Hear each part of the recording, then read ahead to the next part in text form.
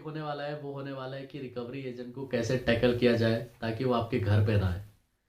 आप ही में से काफ़ी सारे लोग ये सवाल पूछते हैं कि सर कॉल पे कितनी ही बात हो जाए मैं कॉल झेल लूंगा, चाहे वो दिन में मेरे को 10 कॉल करे मैं 10 कॉल अटेंड कर लूंगा। लेकिन रिकवरी एजेंट को कैसे आने से रोके, या अगर वो आ भी जाता है तब क्या करें। आज वही मैं आपको बताने वाला हूँ। ये मेरे चैनल का दूसरा वीडियो है, रिकवरी एजेंट। अब रिकवरी एजेंट देखिए दोस्तों, यहाँ पर ये कोई टाइम पीरियड नहीं होता कि वो कभी भी आपके यहाँ पर आ जाता है। अब मान के चलिए आपने फर्स्ट मंथ की ईएमआई पे नहीं की, दूसरे मंथ की ईएमआई पे नहीं करी, हो सकता है कि वो फर्स्ट ईएमआई पे नहीं की आपके उसके 10 दिन के बाद आ जाए। दूसरी ईएमआई पे नहीं की तब वो आए, उसका काफ़ी कोई टाइम पीरियड नहीं होता कि वो कब आएगा। काफ़ी लोग सवाल पूछते हैं कि सर रिकवरी एजेंट कब आने लगेगा। अब इसका कोई आंसर नहीं है दोस्तों, कभी भी आ सकता है, बैंक वाले भेज सकते हैं।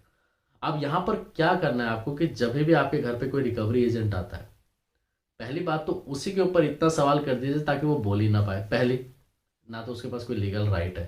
दूसरा, वो बिना आइडेंटिटी कार्ड के आता है, पता नहीं कौन से कंपनी का आइडेंटिटी कार्ड पहन के आएगा, और वो बोलेगा कि हाँ ये फलाना लोग यहाँ रहते हैं, इसका ये नंबर है, इसने पेमेंट इतनी है। कि उसको खुद भी कुछ नहीं पता होगा, वो फ़ोन पे बात करेगा किसी और से, मैनेजर से बात कराएगा कि सर ये पेमेंट नहीं कर रहा, मैं इसके घर पे आ चुका हूँ। तो यहाँ पर आप उसी को इतना सवाल पूछिए कि भाई तू है कौन चवन्नी साहब, तू आया कहाँ से, मैंने तो कोई लोन ही नहीं लिया इस बैंक से, तुम मेरे को बेमतलब हरास करने के लिए आया है, मैं तो जानता ही नहीं।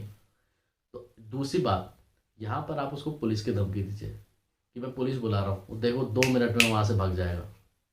क्योंकि उसको खुद पता है कि जो मैं करने आया हूँ मेरे पास कोई राइट नहीं है, बस बैंक की तरफ से मेरे को बोला गया अगर आप मेरे से कुछ पैसे दे देते हो। मेरे को 10,000 रुपये आपसे निकलवा लिए, मैंने 20,000 रुपये आपसे निकलवा लिए। रिकवरी एजेंट का क्या होता है कि वो कमीशन बेसिस पे होता है।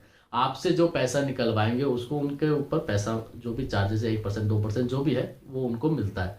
तो जाहिर सी बात है कि अगर उसका इनकम ही उस पर डिपेंड है तो वो आपको हैरेस करेगा ही। यहाँ पर आपको क्या करना है, थोड़ा पेशेंस रखना है। वो बोल रहा है उसको बोलने दीजिए। उसको सिर्फ आप इतना बोले तू अपने आइडेंटिटी कार्ड दिखा, या तो मैं पुलिस को बुला रहा हूँ, मैं जानता नहीं तेरे को, तू मेरे को फालतू का हैरेस कर रहा है। 110% वो ये पुलिस की बात सुन के भाग जाएगा। अब ये क्यों भागेगा उसका मैं आपको बताता हूँ। आज से कब 4 साल पहले जब मैंने अपने खुद क्रेडिट कार्ड का सेटलमेंट कराया था, जब मेरे पास उस टाइम में पैसे नहीं हो पाया था, फ्रॉड हो गया था कार्ड पे, तो वहां पर क्या हुआ, मैंने रिकवरी एजेंट जब मेरे घर पे आया था तो मैंने उसे खुद बोला कि देख, या तो पैसे ले ले। पैसे ले लेगा मतलब कि वो कहता था कि नहीं पूरी पेमेंट करो। अब पेमेंट करो तो यहाँ पर आपको एक और चीज़ मैं आपको बता दूँ, कभी भी रिकवरी एजेंट को पैसे 10 रुपए भी ना दे, उसके हाथ में तो बिल्कुल ही ना दे। बैंक से जब तक आपके पास कोई ऑफिशियल मेल आईडी से कोई लिंक नहीं आता, जब बैंक में जाके आप पेमेंट करें वो सही रहेगा। अगर आपने जहां रिकवरी एजेंट को पैसे दे दिए दोस्तों, अब वो बैंक पे अपडेट हुआ कि नहीं हुआ, अब उसके लिए आप भागा दौड़ी करते रहेंगे। कभी भी रिकवरी एजेंट को कोई पैसे या कैश के तौर पे तो बिल्कुल ही ना दे, ना ही कोई चेक दे। सिर्फ बैंक में जाके या ऑनलाइन जाके ट्रांजैक्शन जो भी है करें, ताकि आपके पास प्रूफ रहे कि हाँ मैंने पेमेंट किया है।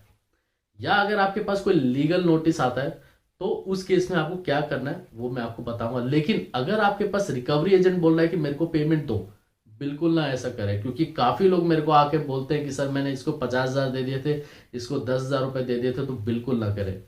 रिकवरी एजेंट को खुद पुलिस का धमकी अगर वो देगा आपको तो वो खुद जानता है कि मैं जो ये करना है वो गलत कर रहा हूँ। आपको कभी भी दोस्तों यहाँ पर उसको ये नहीं बोलना है कि मैं पेमेंट कर दूंगा आपको, आप ले लीजिए।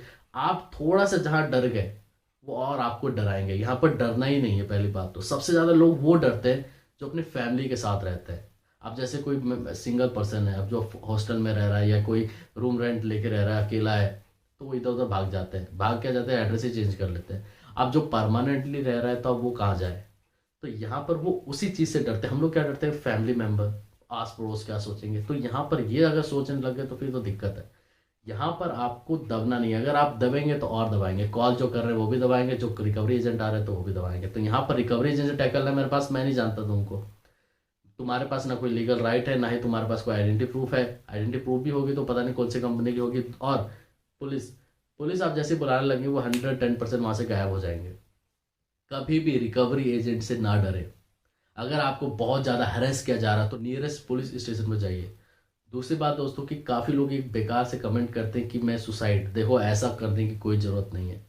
जब आपने क्रेडिट कार्ड लिया था या जो पर्सनल लोन लिया था तो उस टाइम में कुछ सोच समझ के लिया था आपने कि मेरा जो भी उस टाइम में टाइम था, जो भी उस नीड थी तो मैंने उसको फुलफिल की। लेकिन आज जो सिचुएशन थोड़ी प्रॉब्लम आ गई, तो प्रॉब्लम को थोड़ा सा टैकल कीजिए, 1-2 महीने 3 महीने 4 महीने टैकल कीजिए। खुद बैंक आपको सामने से बोलेगा सेटलमेंट करा लो सर, पेमेंट नहीं है अगर आपके पास।